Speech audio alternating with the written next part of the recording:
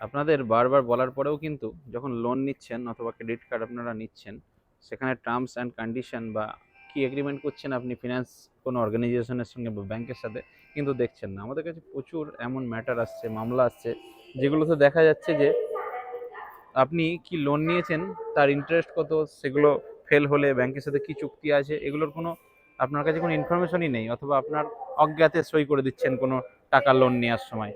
এবং যখন ব্যাংকের সঙ্গে ঝামেলা মাঝছে বা ফিনান্স অর্গানাইজেশনের সঙ্গে, তখন মামলা মোকদ্দমা হয়ে যাচ্ছে আপনার বিরুদ্ধে, সমন, লয়ারের নোটিশ, ওয়ারেন্ট, এইগুলো হচ্ছে। তো যে কোনো লোন 10 টাকা হোক আর 10 কোটি টাকা হোক, যে কোনো লোন নেওয়ার সময় কিন্তু সতর্ক থাকতে হবে। এই মুহূর্তে দাঁড়িয়ে রয়েছি আমি মহারাষ্ট্রের পুনেতে, বিভিন্ন মামলা নিয়ে, পশ্চিমবঙ্গের মূলত মামলা নিয়ে মহারাষ্ট্রের বিভিন্ন জায়গাতে ভ্রমণ করছি। কত সুন্দর মেট্রো স্টেশনটা দেখুন।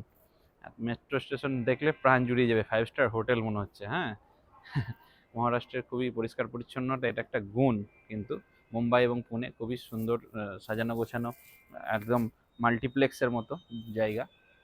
তো যেটা বলছিলাম আর কি, লোন নেওয়ার সময় যে কোনো কাগজে সই করুন অথবা ডিজিটাল এগ্রিমেন্টে আপনি ওটিপি দিয়ে কনসার্ন দেন নিজের, সেখানে কিন্তু আপনাকে বুঝে শুনে সাইন করতে হবে। আপনি যদি ইংরেজি না বোঝেন অথবা আইনের এই বিষয়গুলো না বোঝেন, যারা বোঝে তাদের সঙ্গে পরামর্শ করে যে কোনো লোন নিন। ব্যাংকের যারা লোন ডিপার্টমেন্ট অথবা ফিনান্স গ্রুপের যে লোন ডিপার্টমেন্ট, তারা কিন্তু খুব তাড়াতাড়ি আপনাদের এই বিষয়গুলো বা এই কাগজগুলোতে সই করিয়ে নেয়, এবং খোলসা করে অনেক সময় বলে না লোনের বিষয়গুলো, আপনার ইন্টারেস্টের বিষয়গুলো কি, আইনের কি বিষয়গুলো আছে, অনেক সময় তারা জানেও না, এটাও সত্যি কথা। তো যখন সম্পর্ক খারাপ হয়, বিভিন্ন সমস্যাগুলো তৈরি হয়, এগুলো খেয়াল রেখে তবেই লোন নিন।